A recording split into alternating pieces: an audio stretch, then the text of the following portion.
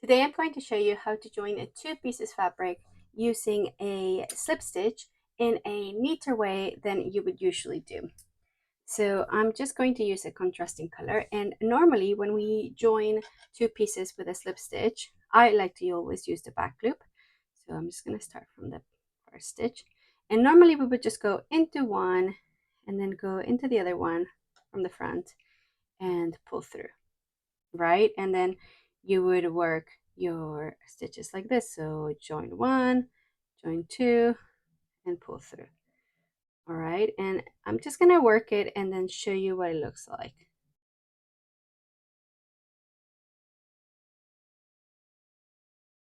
At this point you can see, so if I'm looking at it from this side, you can see a very nice neat line of stitches. However, on this side it doesn't look that neat, and if we're looking at it open like this, the stitches kind of lean forward and they just don't look even all the way. So the technique I'm going to show you eliminates this effect to create something much neater that lies nice and flat in between both pieces. The very first stitch is the hardest. So you're going to enter through the back on the back piece towards the front, and then enter through the front towards the back of the second piece. And here is where you're going to pick up your yarn and pull through one time. And then we're going to leave our tail behind, so we're not going to be using the tail. And then you're going to repeat that on every stitch. So getting your yarn out of the way, find the second stitch and enter from the back to the front, and then on the other piece from the front to the back. And then now the yarn is underneath both layers. If you see, you're going to pull yarn over and pull through, and you can adjust here the stitch however you want to. You're going to keep doing that. So from the back to the front on the back piece, from the front to the back on the front piece, and now the yarn is at the back of your work, like behind everything, in between your pieces, and you pull through. You're going to keep doing that, back to front at the back, front to back at the front, and yarn over and pull through. Okay, always with your yarn out of the way.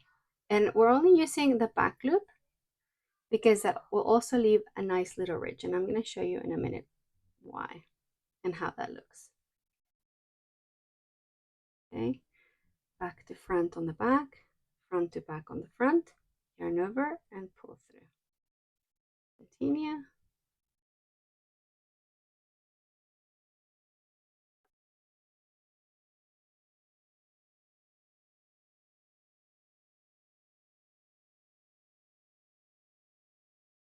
Okay, and I'm going to keep doing this until the end, but you can now see the difference. So when these two pieces are lying flat, this row of stitches, it lies nice and flat in between them. And I really like that you have a contrasting color here so that you can actually see the difference between the first option and the second option. So here I have my ridge of the leftover loop from those stitches, you see? And then I have my nice ridge of slip stitches in the middle. Okay, so I'm going to show you last time how to do that. And we go from the back to the front on the back piece, from the front to the back on the front piece, yarn over and pull through. Okay, and that's it. And it is such a nicer way to join your pieces of crochet with slip stitches.